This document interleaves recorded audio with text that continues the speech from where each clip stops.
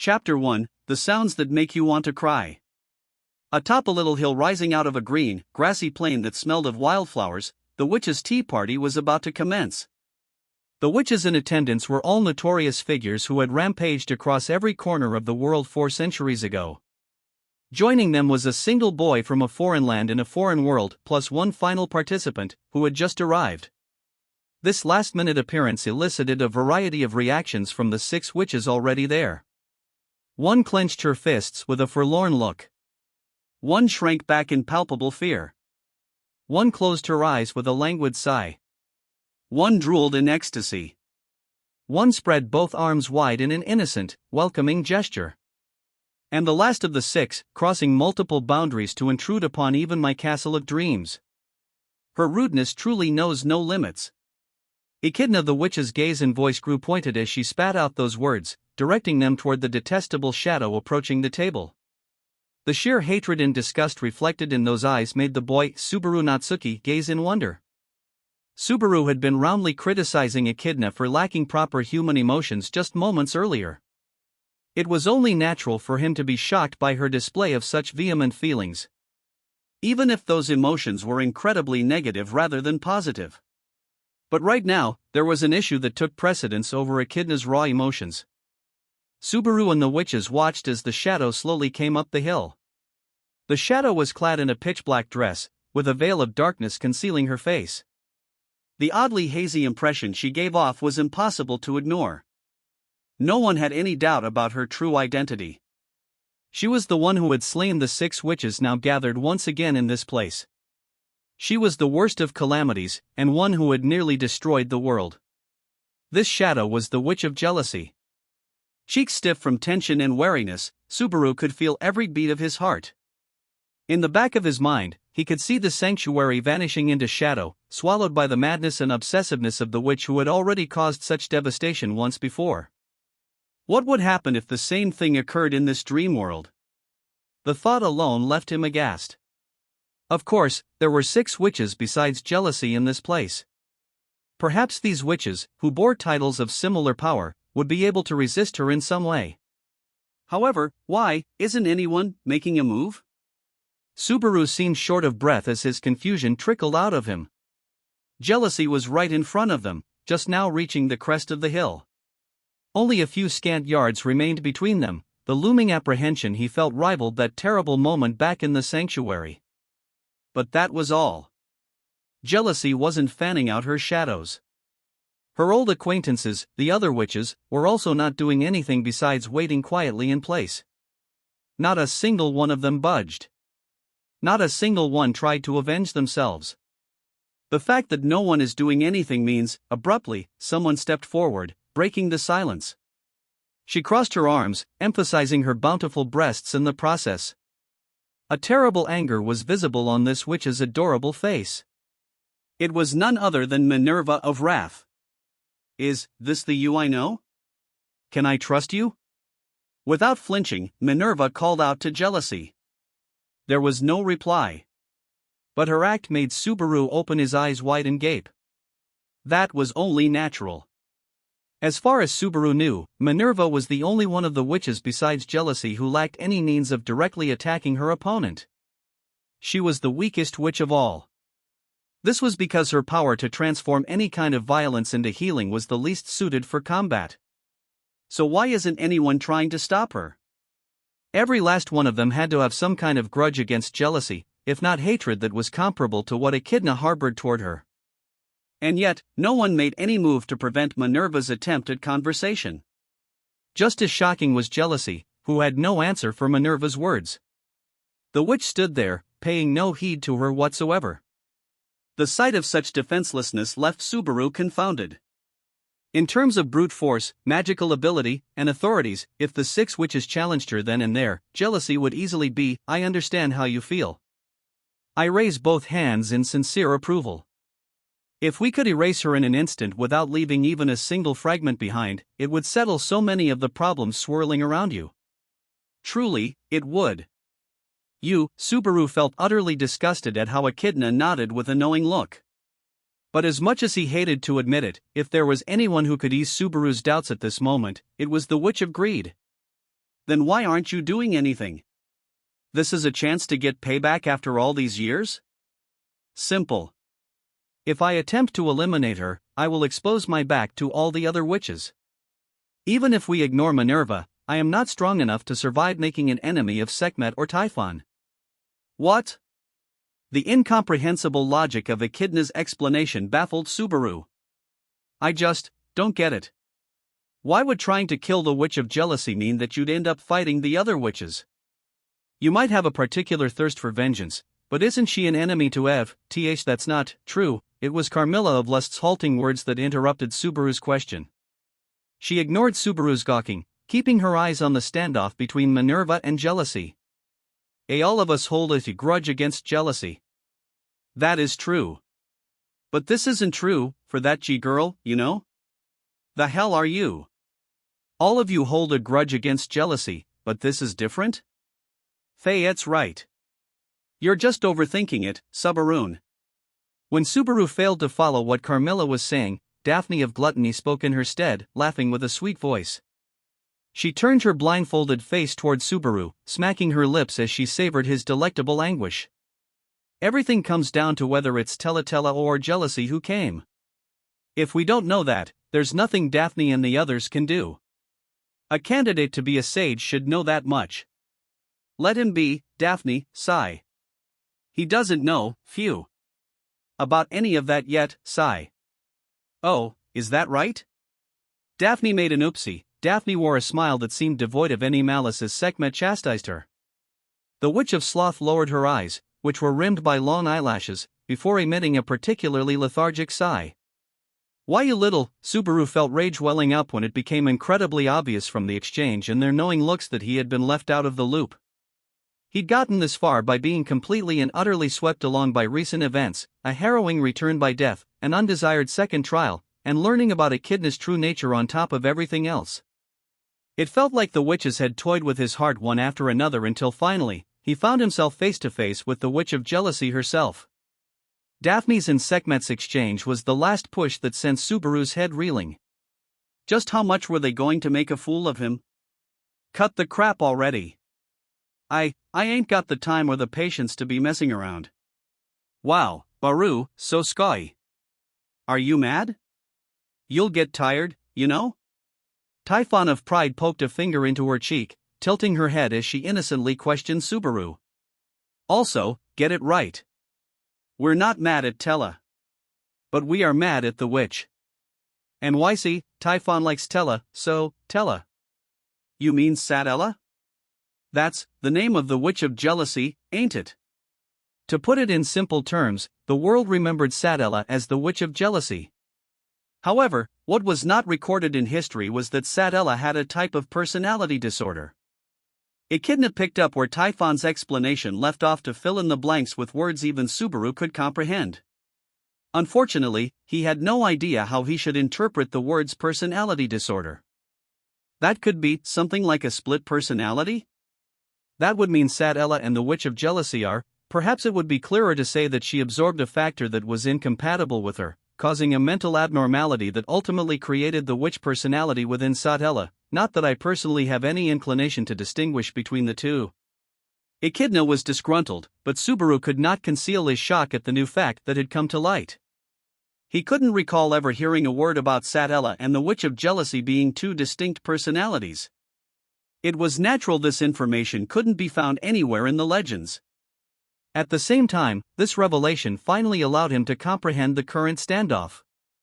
Was the person standing before them the Witch of Jealousy or Sadella? Even the other witches apparently didn't know. Accordingly, I cannot recklessly go on the attack. If I cross the other five just to eliminate her alone, there will be no hope for victory. After all, if my soul dissipates, even I cannot escape death. But this is a big risk for the other five, too, isn't it? You were lending your soul out to them, right? If you vanish, won't they go up in smoke, too? They've already accepted their deaths. They have no lingering attachments to a prolonged existence as mere souls. Rather than struggle to remain, they would rather perish while living according to their beliefs. It is because we are only capable of this destructive way of life that we are witches. not a single one of the other 5 disputed Echidna's statement. Subaru could not approve of the witch's way of life, for it was too focused on living in the moment for him to consider it pure of heart. Such fanatic devotion to a singular purpose, both in life and in death, was far from normal. Moreover, I get you're all like that. It's hard to accept, but I can at least understand where you're coming from. But that only goes for you guys. For Sate, for that witch, it's different. He had managed to grasp the witch's perspective. However, this was ultimately an account from the victims. He had yet to hear the offender's story. If that was even possible. Without a word, the pitch-black figure watched on as Subaru spoke with the witches. No, it was more accurate to say that jealousy watched Subaru alone. It's better than her attacking without a word like last time we met, but only barely. What did she come to? What does she want to make me do? What did she do to me? What does she want to make Subaru Natsuki to do in this world?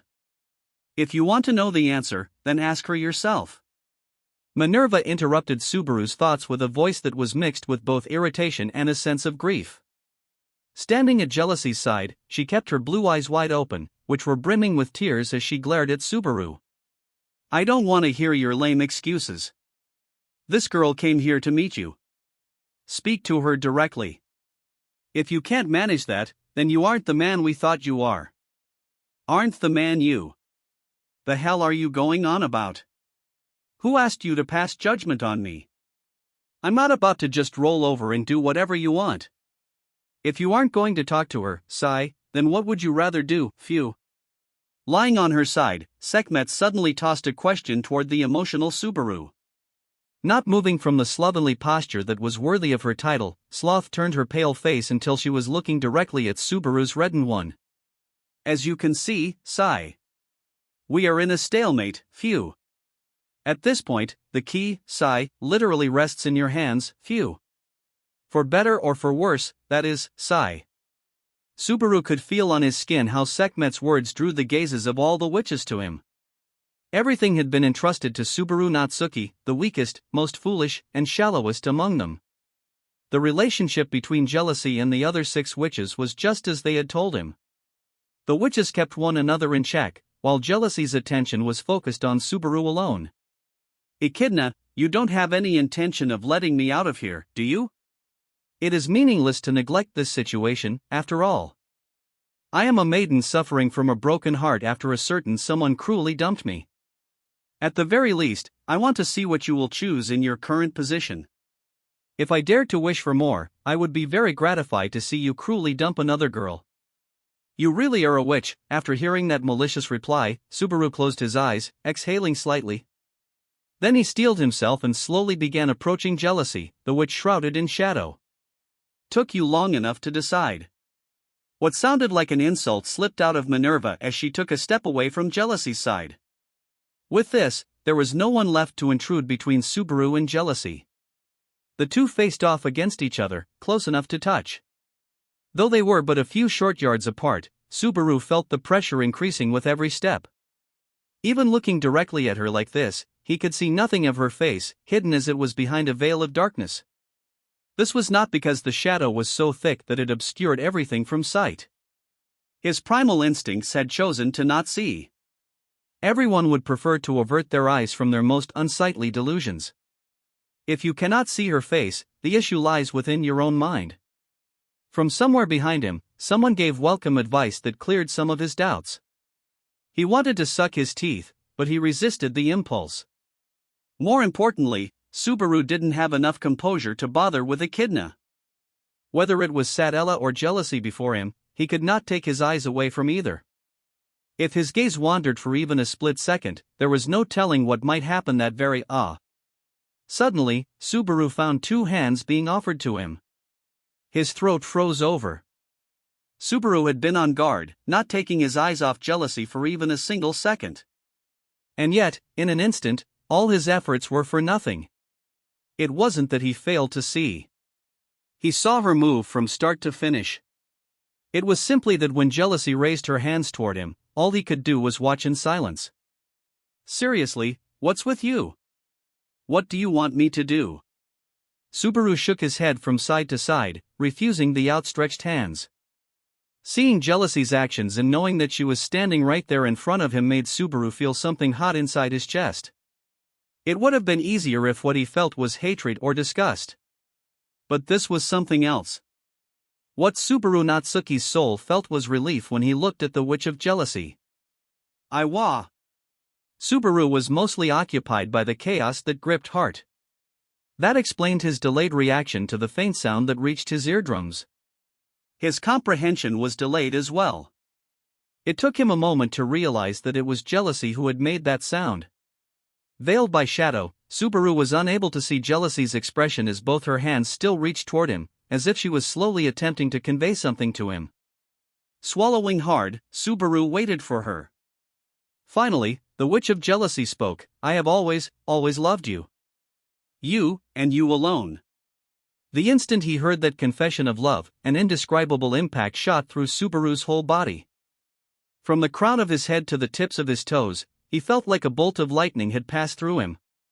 Every hair on his body was standing up, and every pore was open.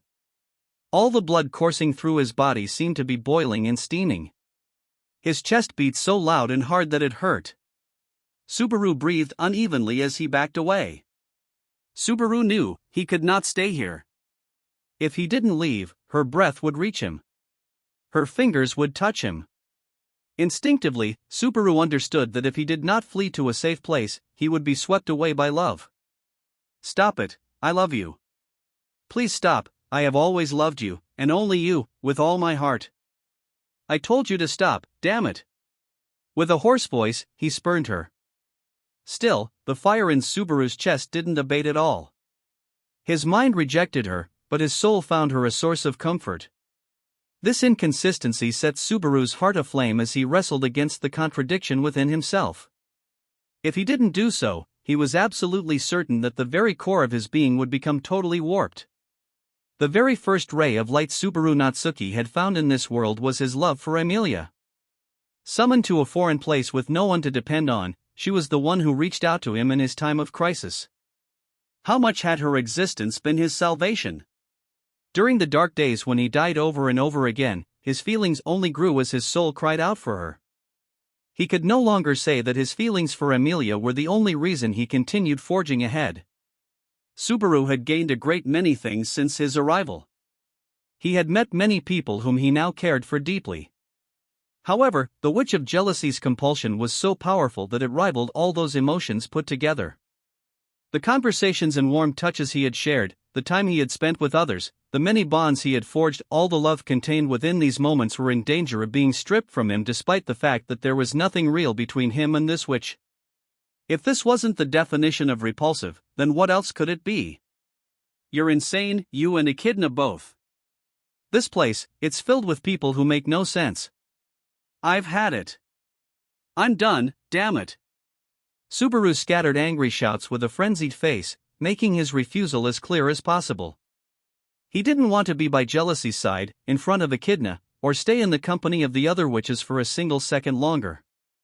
Subaru had countless other things he ought to be doing. There was nothing he needed here. This is a waste of time. I want to get out of here, right now. Please, release me. I won't take help from any of you. I'll deal with all the problems outside by myself. That's fine, isn't it? That's what I should have done from the start. And then? You'll die again, repeat the cycle, and make everyone cry time after time? Then you'll excuse it by saying their tears are an unavoidable sacrifice? Wow, how admirable of you. When Subaru bid them farewell, Minerva applauded him with a sour look on her face. Subaru turned his bloodshot eyes toward her, yelling "So what?" and flaring his nostrils as he glared at Minerva. What does it have to do with you? You got a problem with return by death? The pain, the suffering, the trauma, those are all my problem and no one else's, damn it. Either way, it's none of your business. Must be nice to say you're resigned to pain and suffering. No matter what the people watching you think, you can keep making excuses by saying you're the one who has it toughest. What did you say? If your suffering is the most obvious, no one around you is allowed to say a word. You're the one suffering the worst, after all, so the weak voices around you just stay silent. Of course they do. As Minerva spoke, the tone of her voice steadily grew stronger and angrier. Subaru could not remain silent. Are you trying to say I'm drowning in some self-made tragedy just to shut up everyone around me? That I'm only at a dead end right now because I want to star in my own tragic drama? That's not really what I'm getting at. It's fine if I'm the one who's hurting the most. Idea is low and unfair. I think Echidna's a black-hearted schemer, too, and I know exactly how underhanded she can be, but I think you're twisted in a way that's creepier than any witch. More than anything, as someone who hits everything that's hurt to heal it, your way of living isn't just the direct opposite of mine, it makes you my natural enemy. Something like that is just too cruel for her. After airing all her grievances and slamming them against Subaru's feelings, Minerva finally looked toward Jealousy. Jealousy had gone silent ever since Subaru shouted at her, neither agreeing nor disagreeing with Minerva, or showing any sign of reacting to the conversation at all.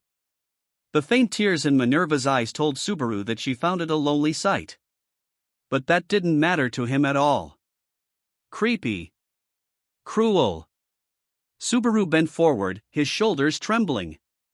The trembling gradually grew stronger until finally, Subaru lifted up his face and laughed. It was so overwhelmingly stupid, he couldn't help but laugh. The hell is that supposed to mean? Creepy or not, why do you think I decided to do things this way? How do you think I ended up becoming twisted? The way I see it, my methods and my way of thinking are just a natural result of what I've been through. Am I wrong? You made me like this, god damn it. Subaru shouted his anger at Jealousy, who seemed to stand there in silence to escape all responsibility. Through accepting and using Return by Death, Subaru had overcome many challenges. The despair he tasted from embracing death again and again was carved into his soul. That was how Subaru had gotten this far. This was the road of scars that had led Subaru Natsuki to his current way of thinking. The pain, the suffering. All that should be for me. If I'm the only one who gets hurt, that's better for everyone, ain't it? No matter how hard it gets, I'll just clench my teeth and bear it. That way, no one else has to go through what I do. As long as no one but me gets torn up from start to finish, well, what the hell's wrong with that? Shouldering everything by yourself without saying a word to anyone else. It's as if you think no one besides you is capable of doing anything. If I didn't do anything, what would have changed? Wouldn't we just end up with horrible futures? If not me, then who? Who else could have gotten this far? Through trial and error by repeatedly using Return by Death, Subaru had discovered the optimal path. It was just like Echidna had said. He wasn't thrilled to agree with the sweet whisperings of the witch who was taking advantage of his resolve to fulfill her own selfish desires, but he could still stay the course regardless. If a scarred Subaru could find a path to a future where no one else had to get hurt, then earlier, I said I can't understand you and that I'm sick of all this. Sorry about that. Yeah, I'm sorry.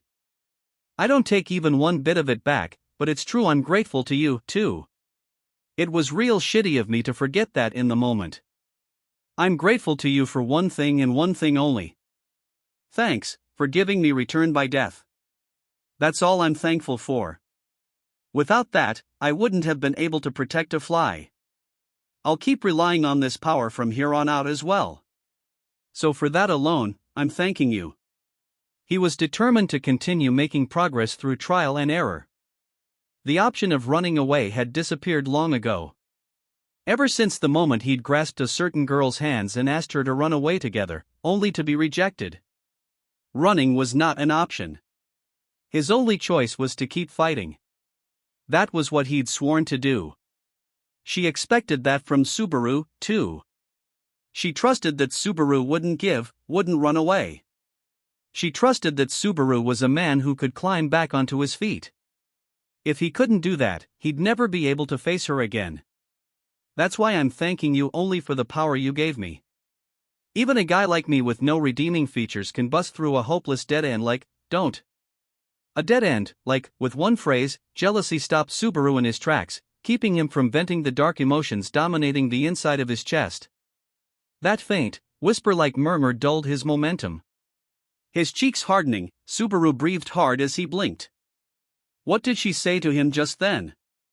After a momentary, silent pause, jealousy spoke to Subaru. Don't cry.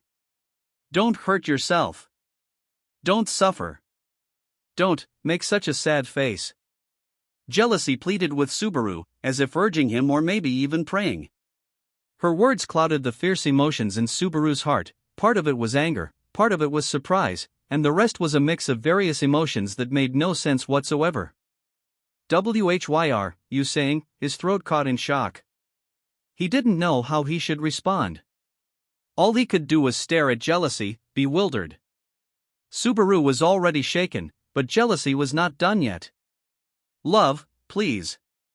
In the end, that's what it's all about. You twist my feelings, then tell me to love you? Who'd love someone like, no? When Subaru tried to reject her through his trembling, jealousy engaged him in conversation for the first time.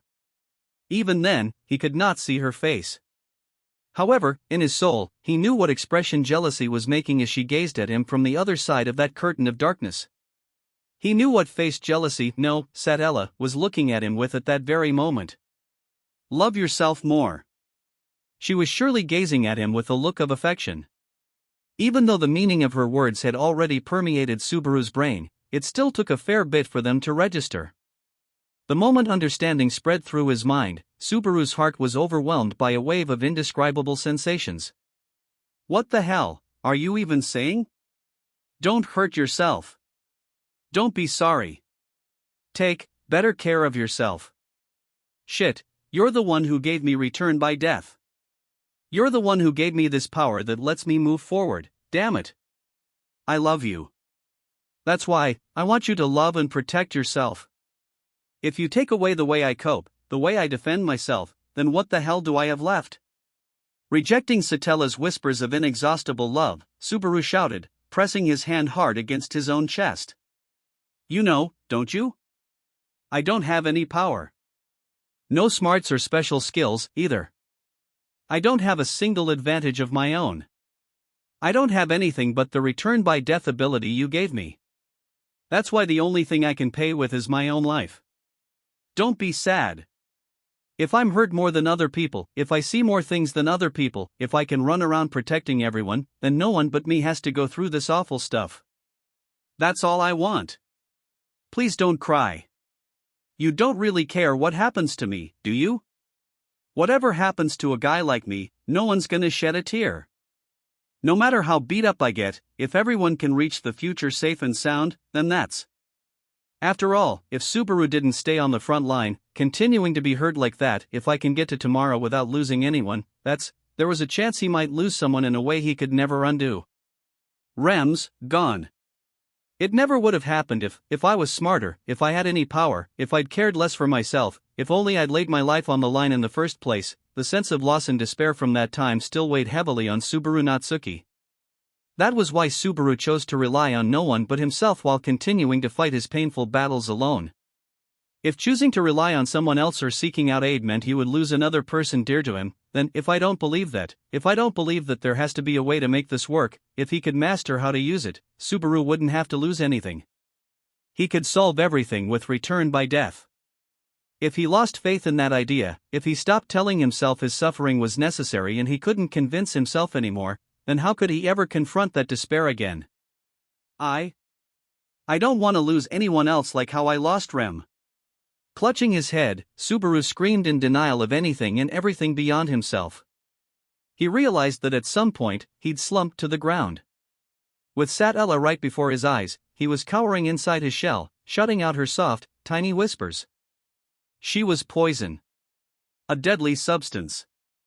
Satella's very existence was like a sweet venom that melted Subaru's hardened heart. As it melted, frigid despair seeped into the cracks that had opened up, dredging up the crushing loss he felt that day.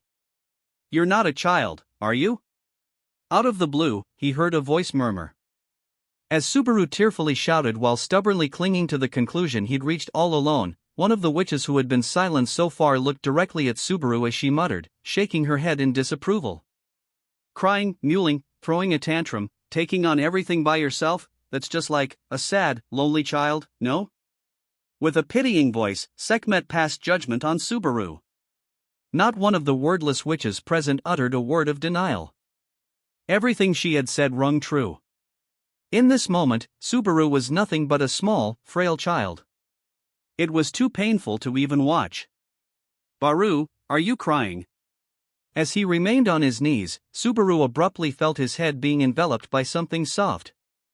Through his teary vision, he saw Typhon, the olive-skinned little girl who governed Pride. Standing at his side, the little girl was gently embracing Subaru's head. Then, without moving from her spot, "It's so sad seeing you cry like this. Who's the one who made you cry?" Pitying Subaru, Pride surveyed the witches gathered at the tea party with her red eyes. He sensed that the dangerous look in her gaze was slowly but surely causing the strained, tenuous equilibrium between the witches to crumble. Was it Tella? Daffy? Milla? Sai? Or was it Nerva who, well, I guess probably not. Then was it Donna who did something bad to you again? Who was bad? Why did you take me off the list right away? Even I can hurt someone, you know. Your face goes pale just from imagining it. You're not capable. More importantly, why was I the only one who came out as a firm suspect, I wonder? It makes me want to meet the parents who raised you and question them in great detail, because that is a daily affair for you, Sai. Typhon vigilantly watched the witches as they reacted. She was eager to root out the bad person who made Subaru cry. The fact that the suspects were her fellow witches was no reason for them to be exempt from her punishment. Still, these women all possessed supernatural powers that could destroy whole nations or perhaps even the entire world itself. With all of them gathered in the same place at the same time and ready to lash out at the slightest provocation, this tea party was more dangerous than playing with matches next to a powder keg.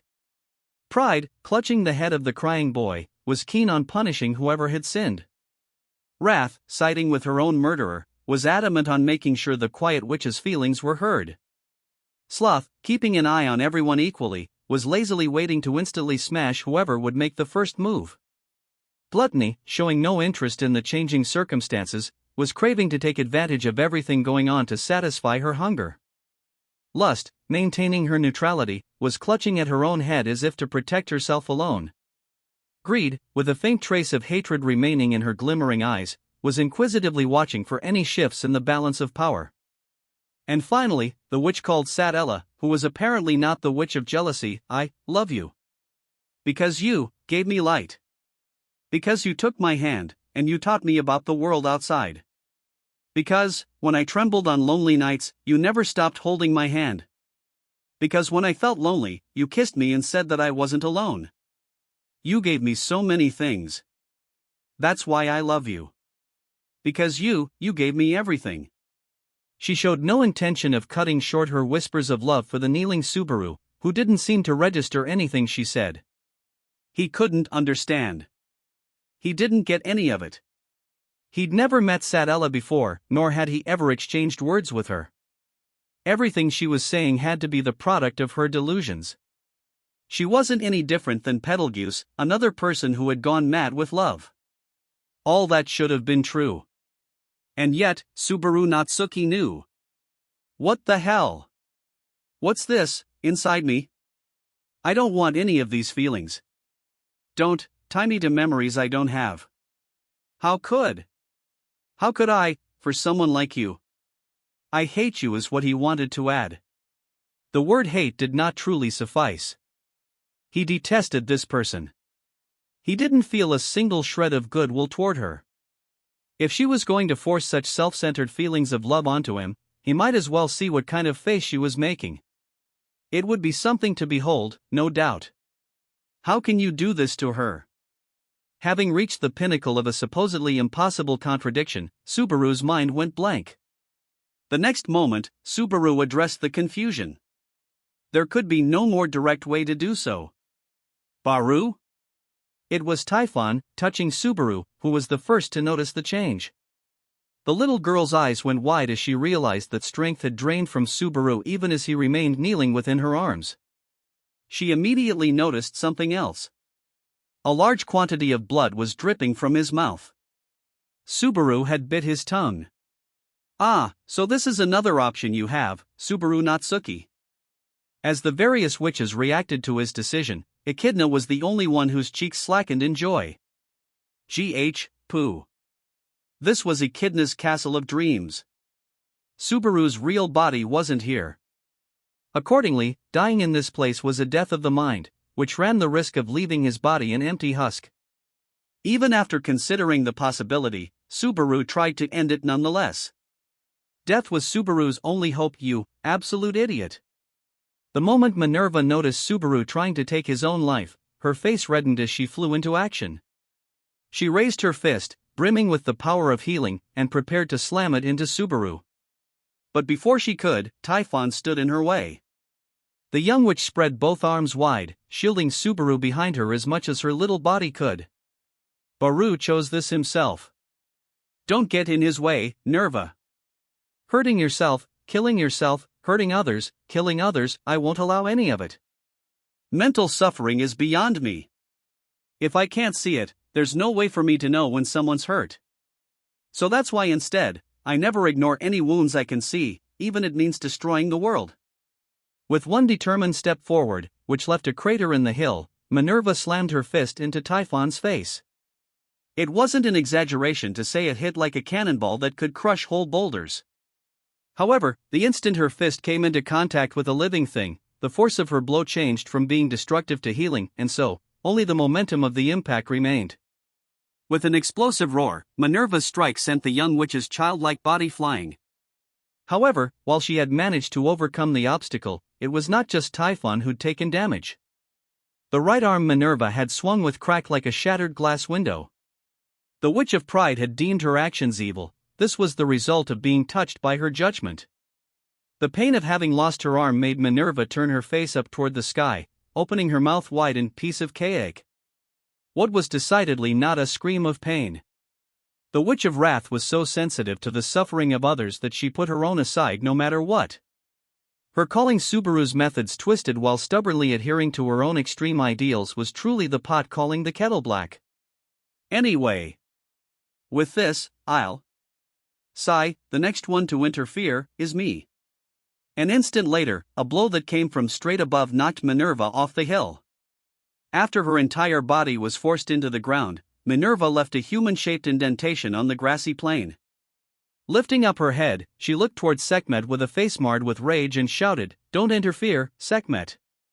I can do no such thing, phew. Emotionally, I am on the boy's side, sigh. You could probably say I'm also on Typhon's side, phew. So you see, I have no reason not to interfere, sigh." Faced with Sekhmet's declaration of opposition, Minerva resentfully bit her lip and scanned the area.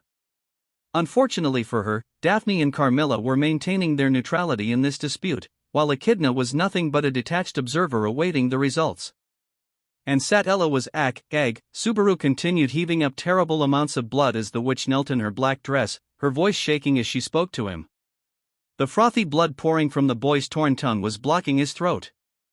Subaru was drowning in his own blood as he caught sight of Satella. Finally, I'll be free, he thought. But the moment he noticed her grieving, his relief evaporated like ephemeral mist. Why haven't you realized that somewhere among all the things you wish to save, shouldn't there be a spot for you, too?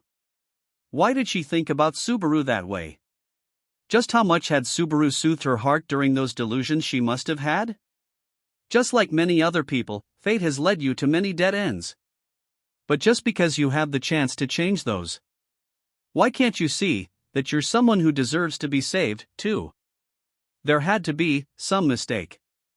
Subaru was an unredeemable person, unable to take care of even the things that were within his reach. He couldn't even save just the people he wanted to save. He couldn't break free from his inadequacy, his immaturity. Hadn't he sworn to change? To stop being such a fool?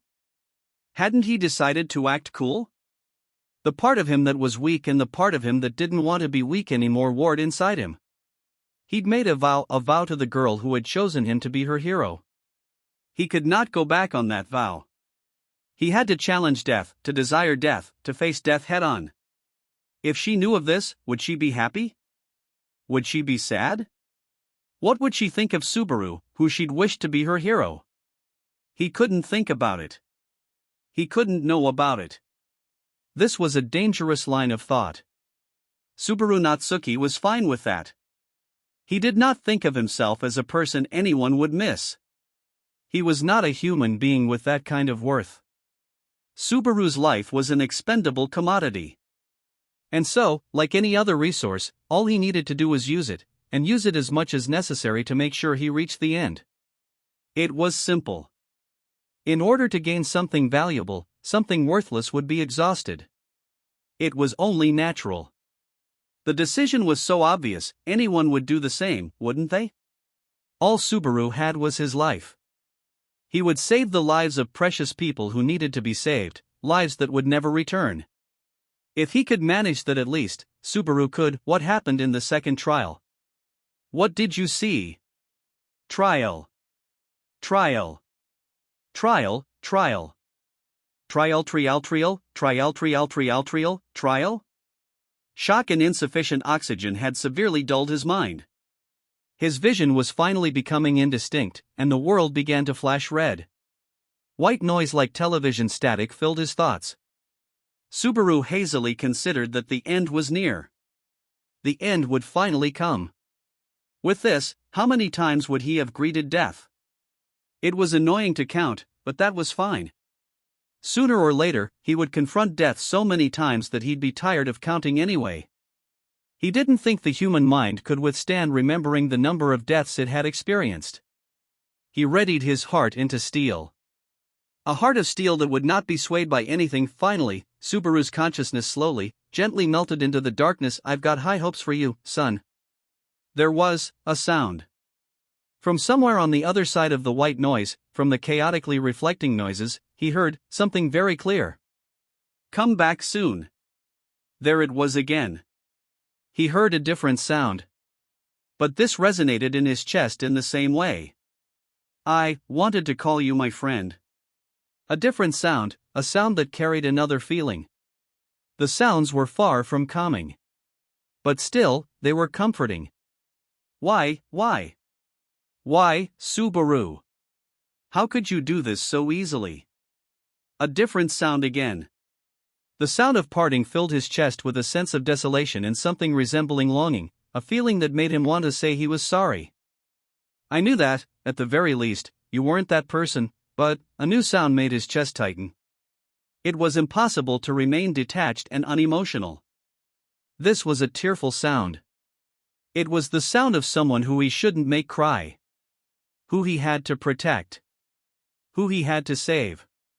Sound. Sound. Sound.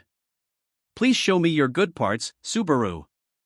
Reacting to the sound, a kind of thump rang out. The inside of his body grew hot. A sense of duty stirred within him. That sound had always supported him. And then, thank you, Subaru. There was a sound. Thank you for helping me. A sound that heralded the beginning of everything. He wondered if they would cry. Subaru wondered if the people important to him would be sad about his death.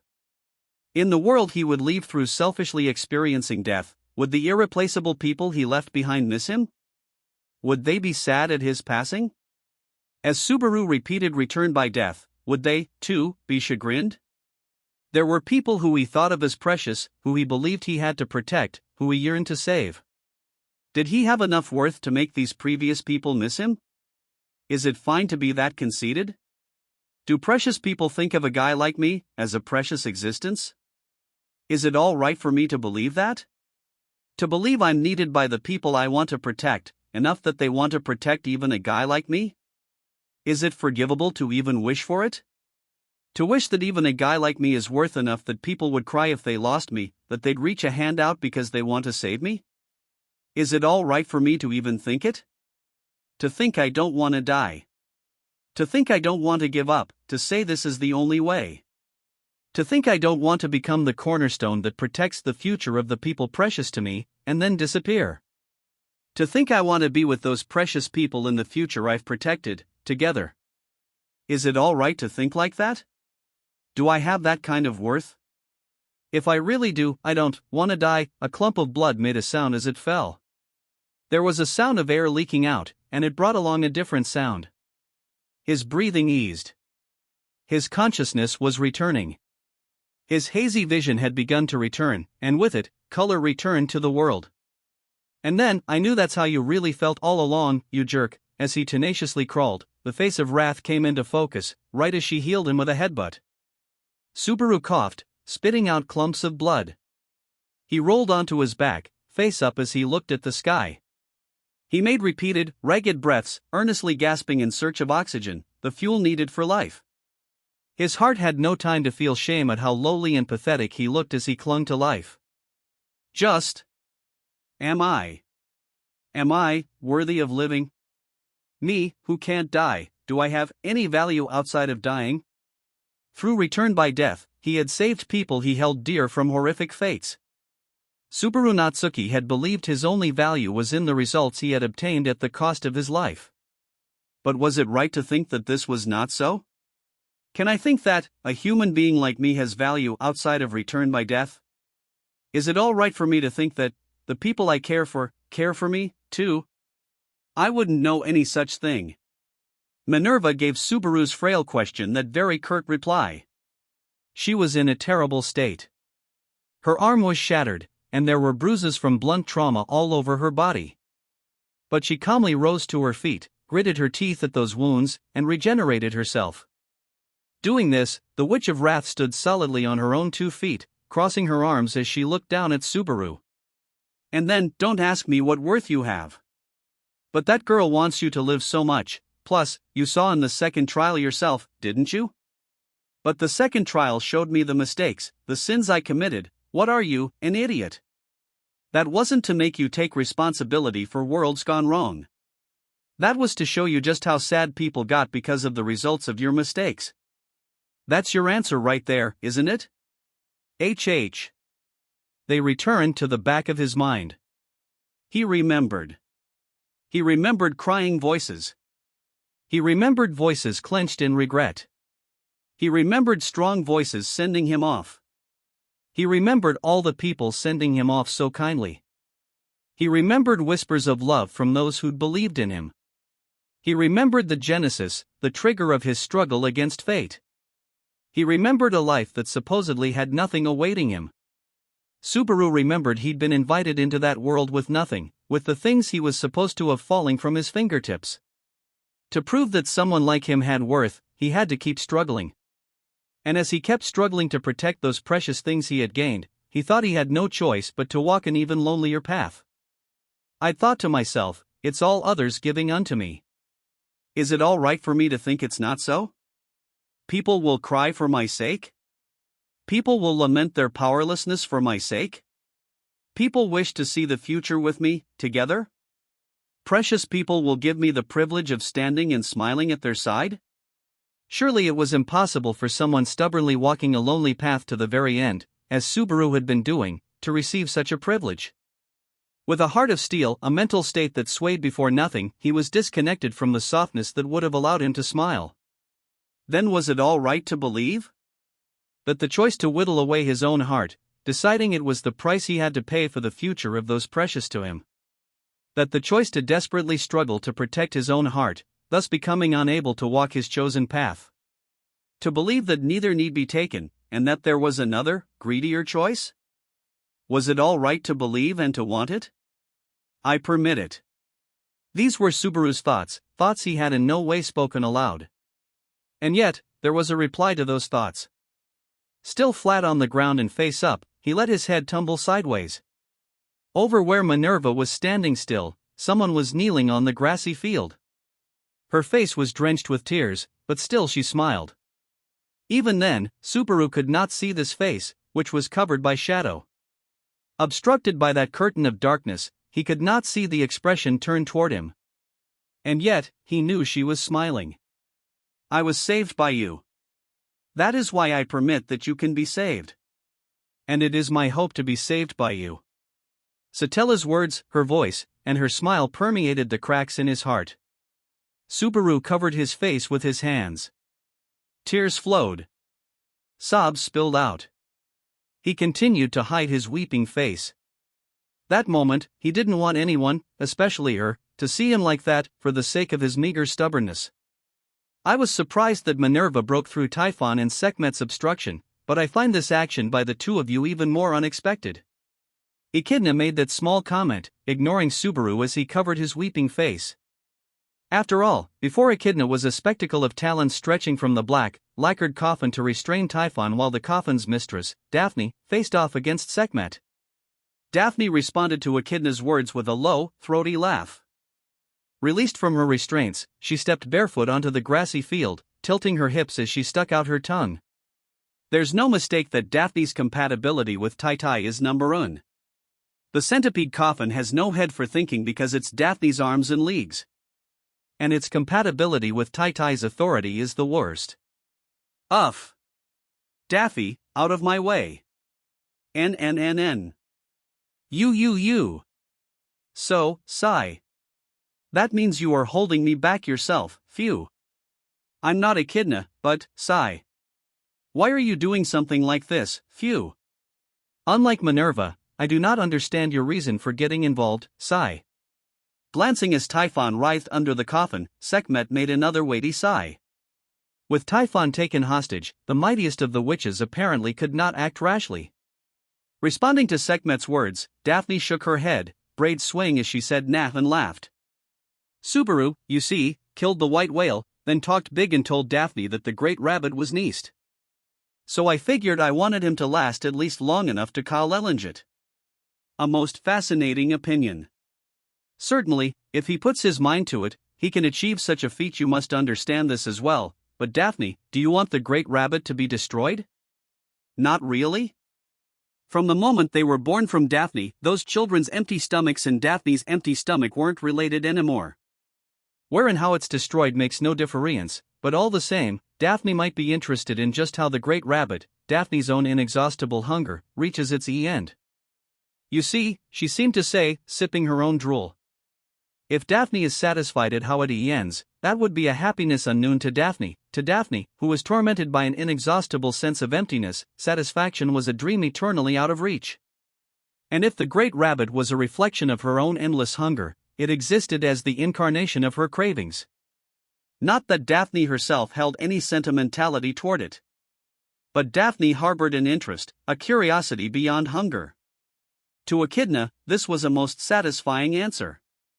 Smiling at this, Echidna nodded, turning her gaze to the other person to whom she had referred to, the Witch of Lust, standing apart from the group. Carmilla, what about you? Do you have a reason like Daphne's, I wonder? What are you trying to say, Echidna? It is very simple. You were the one who called him back from the brink of death, weren't you? I do not understand the reason you would go as far as employing your faceless bride authority. You must have called forth countless bonds for him. I thought you were not fond of him. And so, I wish to ask, why have you done this? When Echidna posed her question, Carmilla hid her mouth under the stole wrapped around her neck, glancing around in search of aid from the witches around them. She wanted someone other than herself to come rescue her. However, there was no witch in that place who would fall under the lovely Carmilla's charms. Left with no other choice, Carmilla leaned forward, gazing at Echidna with upturned eyes. And no our reason, really? I'm satisfied with that boy refusing Echidna's advances, so even if others fight, as long as I'm safe, then, just. Our love is important, alright? You mustn't hold it in contempt. You mustn't. That boy, he thinks he doesn't want to see it, when love is right there, so I won't let him deny what's there. And besides, I really hate not repaying a debt. Her words were halting and plodding. However, only at the end did Carmilla assert herself loud and clear. Receiving this, Echidna dropped her shoulders as she looked at the faces of the various witches in turn. Sekhmet and Typhon tried to honor his will. Minerva, honoring his life, healed him. Daphne cooperated, extending his life so she might watch his battle. Carmilla, who'd kept her back turned to him, used her authority to make him understand love. Now then, putting each and every person's various assertions together, all of you were trying to help Subaru Natsuki. The witches stood still, neither affirming nor denying Echidna's assessment. Sloth, pride, wrath, gluttony, lust all stood still. Seeing the witches like that, Greed twisted her cheeks in amusement. And then, this is indeed most interesting. Do you not think so? She posed this question, casting it toward Subaru, looking haggard as he wobbled to his feet. His head was terribly heavy. His entire body was languid as if he had a high fever. Even then, his tears had not fully dried. Wiping from his cheek what remained of his tears with his sleeve, Subaru, somehow managing to stand on his own 2 feet, surveyed the faces of Echidna and the other witches with insipid eyes. Really, the hell is wrong with you all? It was a natural question for a puny human to have after meeting a witch. Curiosity. Sympathy. Compassion. Sense of duty. Expectation. Hatred. Can't say I really understand or agree with the reasons you had to take my side. I get why they call you all witches. From this insulting attitude, I take it that your willpower has returned? Dunno. From the words that had trickled out of him, Echidna winked and bluntly laid out Subaru's mental state. I decided there were things I had to do. That hasn't changed, even now. And I'd resolved that, to accomplish them, this was the only way. But, haltingly, Subaru spoke not to anyone else in particular, but to himself. My resolve, when I came to this place, the trial, broke it. Just when I thought you were lending me a hand, I found out what you really thought, then even Sat Ella appeared, my head's all a mess. You're all self-serving. I decided what it is I had to do. But then, after coming this far, if he clung to his supposedly expendable life, what then? After coming this far, if he yearned for life when using it was his only option, what then? After coming this far, if he internalized that he was loved, what was it he ought to do? Now I don't know what I should do anymore. Logic pleaded that if he did not desire death, he could save nothing via return by death. His memories told him that as death piled higher, the flood of tears from those who had lost Subaru grew greater. Without his death, someone would be sad, and yet with his death, someone would be sad also. Now, I ask you once more, Subaru Natsuki. With Subaru unable to sew his thoughts together, Echidna lowered her voice, speaking solemnly. When he lifted his face, Echidna was standing right in front of him, slowly nodding. If I cooperate with you, the people you absolutely wish to save will arrive at a future in which they are saved. You will have no more reason to worry. In extremis, I will find the answers to the problems that you must directly confront. All you need do is put them into effect, thus climbing over the walls. If you are afraid you must continue to worry, one choice you have is entrusting those worries to me. I will not fault you for this. I will welcome it. Therefore, I now ask you once more. Since you do not understand what to do, how about letting me lead you by the hand? I promise, I will bring you to the future you desire without fail. This spoken, Echidna stretched her hand out to Subaru. If he took that hand, a pact would be formed. Echidna would cooperate with Subaru in accordance with her words. It was an idea he'd rejected out of emotion a short while before. But Echidna's proposal hit the mark. If he truly wanted that future, he ought to sacrifice himself in a true sense and use her for that purpose. He ought to take that hand. If he did not fear being hurt and resolved to swallow down thoughts of pain and suffering as he continued to fight, he ought to take that hand. Hence, Echidna. I'm afraid of being hurt. I hate pain, suffering, and sadness. I don't want to go through painful times, and I don't want to watch someone other than me go through bad things, either. I don't want to die. So because it's predicated on sacrifice, I won't take your hand anymore. Not even Subaru knew what he might be able to do. But he could not walk the path Echidna had presented.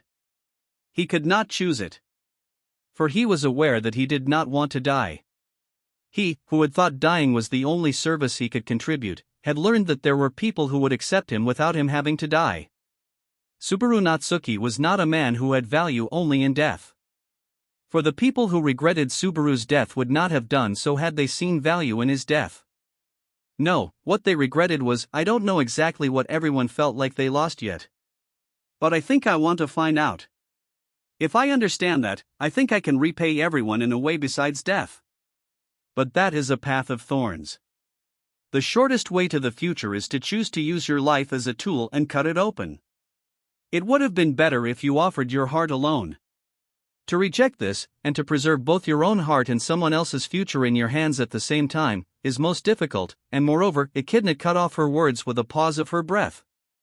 Then the most charming smile he had seen on the witch to that point came over her. It is greed. Affirming its greed, the Witch of Greed joyfully accepted Subaru's judgment. Subaru did not understand the thinking of the witch, who seemed so happy even though he had rejected her proposal. But what is true is that you came and saved me a bunch of times over. Even if in the bottom of your heart, you think of me as nothing more than a lab animal, that much is true. It was undeniable that for some travails, Echidna's existence had lent support to his heart, allowing him to overcome them. Therefore, his gratitude for the times when she'd saved his heart was also definite. Foolish, pitiable Garfield fears the outside world. What he saw during the first trial has bound his heart ever since. If you are to get through this situation with your own power, it will surely be necessary to break that curse. Echidna? What, just sour grapes from a busybody? I would rather you did not think all those other witches are good people deep down, but that Echidna is a bad person to the bitter end or the like. Whatever your thoughts, I am a girl, and it is the truth that I have some degree of fondness for you. Speaking rapidly, Echidna gave Subaru's chest a light poke with the hand he had not taken. Then she turned her back, her white hair swaying as the Witch of Greed put distance between them. During that time, Daphne was using her coffin to cuddle Typhon up to Sekhmet, and Carmilla had returned to the fold as well. Seeing the witches like that made Subaru sigh. You really are incomprehensible monsters. I don't think I could ever come to like or understand you. These were his true, unvarnished thoughts. The values each witch harbored never wavered, something that would never sit well with Subaru. No, that was true for any normal person. Thus Subaru could not understand the witches, nor could he cooperate with them. But just like he thought with Echidna, understanding and gratitude were wholly different things. Thanks for trying to let me die. Thanks for not letting me die. Thanks for making me hear the voices that are precious to me. Thanks for all that. He bowed his head to the witches one by one. Pride smiled, Sloth sighed, Lust grimaced in disgust, Gluttony licked her lips in arousal, and Wrath turned her face aside. Then he turned around toward Satella, who was kneeling on the hill, and began walking to her. As Subaru walked over, Satella looked up at him, her breath catching. Her body trembled in fear and unease. Why was it that someone he had so dreaded filled his chest with such warmth? What were these emotions he continued to harbor for someone he'd never come in contact with? It was a mystery with no answer, but this dream castle had already given Subaru too many. With not a single answer to that question, Subaru opted to keep worrying about it as he crouched down, extending his hand to the witch. Seemingly bewildered, Satella stared at the hand offered to her. I don't know who you are. I don't know why you told me you love me, and I don't know the meaning of you telling me that I saved you. Ah. But it's still a fact that you saved me by giving me return by death. It's also true that I've relied on it to get me this far. To me, return by death is one choice, I suppose? And you're telling me not to depend on it, but to love myself, right? I'm not saying it's as cut and dry as that. But there's no mistaking that you gave me return by death because you don't want me to die. That was why. Just like you said, I'm going to try loving myself just a little more. I'll take better care of myself. I don't know what'll happen because of it, but that's fine. It's all right? Yeah, compared with death, it ain't nothing. Responding to Satella's concerned voice, Subaru made a smile, frail as it was. Seemingly relieved by that expression, Satella took Subaru's hand. The next moment, Subaru's eardrums caught a sound as if the very world had cracked. The colors of the blue sky and the green, grassy field faded. Subaru Natsuki was being freed from the castle of dreams. I'm returning outside, huh? Even then, it was unclear how, and why, he had arrived at that place. What should he do first when he got back? His mind was in chaos over even an issue like that. Don't worry all by yourself. Do it together, with the people who consider you precious, struggle together with the people who you do not wish to die, the people who do not wish to let you die. And when even that fails, do not forget to fear death when you die. Do not forget that when you die, it makes people sad. The world made a sound like it was breaking. Satella's voice grew distant. And yet, it clawed terribly at Subaru's heart. The palm connecting him to her was hot. He felt a longing that told him he mustn't take his hand away. He called out to her, but his voice would not come out. His voice could not call her. Satella. If he called her that, he wouldn't be able to reject her any longer. He would lose to his wanting to accept her. His soul kept on screaming at him, asking how he should deal with that emotion. The sky was falling. The earth was splitting. Light flooded in, and the scene around them had already completely changed. All signs of the witches had vanished, too. The world consisted of Subaru and Satella alone. There was a vanishing. And then, there was a beginning. Still unable to speak, Subaru stared at the Satella right in front of him. Suddenly, the curtain of darkness lifted. The subconscious veil that had hidden from Subaru what he had not wished to see became transparent, making visible what rested across it. And then, when he saw the face peering at him from below, Subaru drew in his breath. Looking at Subaru, Satella made her silver hair sway, narrowing her violet eyes. And as tears coursed from the corners of those eyes, and someday you will come to kill me, yes? She vanished. She was gone. The world was being erased, and he could no longer see even the girl who was right before his eyes. The only thing that was still certain was the warmth within his palm. And so, Subaru gripped it tight. I will save you. You'll see. That was all he said to the lovely girl whom he could no longer see.